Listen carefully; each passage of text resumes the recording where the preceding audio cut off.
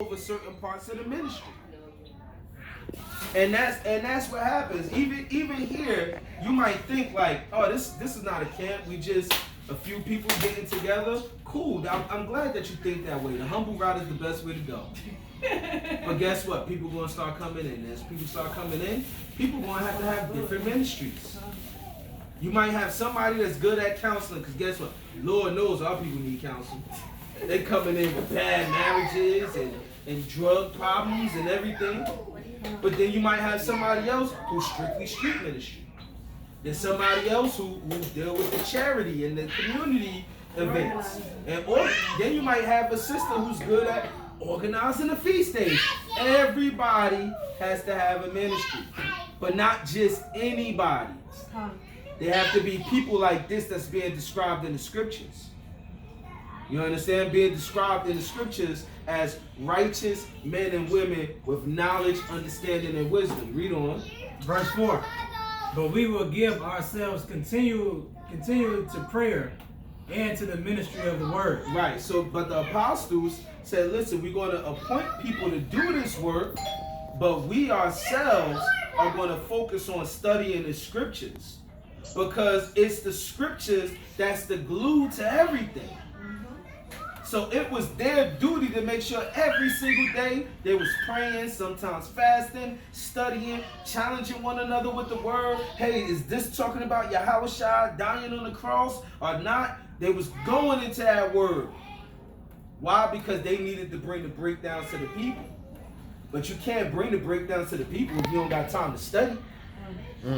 You can't bring the breakdowns to the people if you don't got time to fast and pray. Because sometimes you study, but then if you ain't praying and fasting and talking to the Lord, that studying is just knowledge. That's it.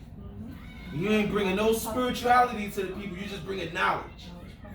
So now go back to the book of Luke, chapter 10, verse 2. You understand? So these are the things that you have to prepare yourself for. The people in Jersey, y'all got to prepare yourself for this, because the elder Mathaf can't do everything by himself. You understand? It's completely unfair for the brother to have to worry about, all right, let me get to people, let me make sure everybody get together for camp. Let me make sure that we doing the Sabbath service. Nah, guess what? Some other brothers might get exalted to also do Sabbath services. Right now, there's only 3 people in rotation doing Sabbath services.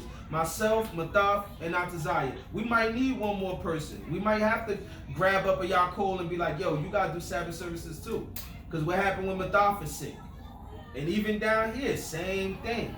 Same thing. You understand?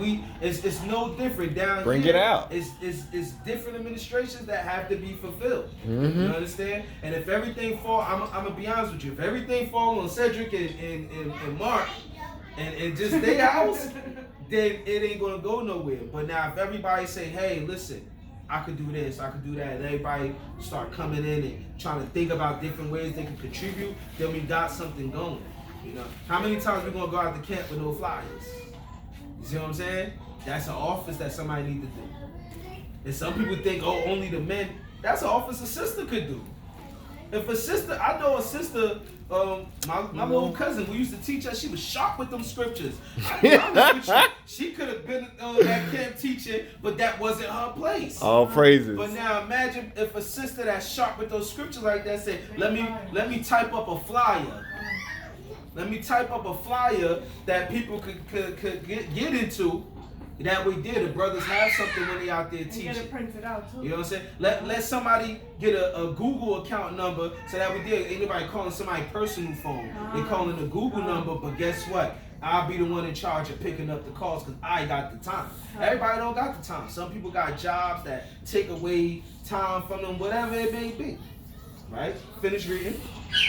Luke chapter 10, verse 2. Therefore said he unto them, the harvest truly is great, but the laborers are few. But the laborers are few. It's not enough people to really, and this is nothing against nobody that's on the Zoom app right now or here in front of us right now. It's nothing personal, but it's really just not enough people to do the amount of work that has to be done. And I'm gonna be honest with you, it's easy to just go join the camp. Yep. Because everybody want to be part of something when something's already big and established, but don't nobody want to be part of something when it's bubbling up and growing. From the foundation. Nobody want to help build that foundation. So it's easy for people to be like, I'm just joining IURC. No offense to IURC, they doing great works. Mm-hmm. But what about the people that's sincere in this truth that is coming up in this word? Who gonna help them build that foundation? You understand? It takes righteous men and women of the Lord to do that. Read on. Pray ye therefore the Lord of the harvest, that he will send forth laborers into his harvest. So we gotta pray for the laborers, and not just pray just for people to come teach. We gotta have the key to prayers being answered. You gotta be detailed in your prayers. You understand? You gotta be detailed in your prayers. You gotta ask for certain stuff, because you could be like, Lord, send us more people. The Lord will send you some more people, and it'd be a whole bunch of bums. Yep. Then you still be doing everything. You understand? You want to pray for certain people, man. You want to pray for certain people. Right, you want to pray. You be like, hey man, listen, I need somebody that's good at that organization and military tactics. I need somebody that's good at farming and growing stuff. Because I'm gonna be honest with you, this is my first year growing stuff on my own. You don't know how happy I was when I seen those peppers growing. Okay. That was the greatest thing. But now, if we go out and get land, I'm the worst person that you gonna put out there. I don't know how to do nothing. You know, like, let me get the hoe. We got you though. What's that? No, a tool though. You know what I'm saying? Like, right. So you gotta pray for certain. You gotta pray for certain things that different brothers and sisters can come and contribute. Right. You understand? That's what you gotta do, and the Most High work it out. When you say specific prayers, and even in our closing prayer, because sometimes I'm good for doing the opening prayers for Sabbath for our class, but sometimes I don't do the closing prayers. If you look at the closing prayers, we ask for the Most High to send forth more laborers. You understand? So now, right before we get into this service, go to Zephaniah chapter 2, verse 1. Flip through the pages. Zephaniah chapter 2, verse 1.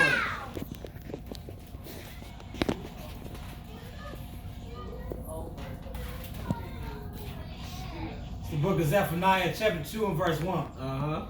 Gather yourselves together. Wait, I'm sorry, I just gotta point this out. Like, even right now, the sister Ashley doing some work right now. She dealing with the children. Yep. She probably want to be over here getting the word, but she know, hey, if somebody ain't over there, they gonna go buck wild. You gotta recognize stuff like that. You know what I'm saying? If you don't, people will feel like they just being taken advantage of, and then after a while get discouraging. You know. But I'm sorry, read that. Zephaniah 2 from the top. Gather yourselves together. So the Bible says gather ourselves together. You understand? And that's what we're going to go into with the topic tonight.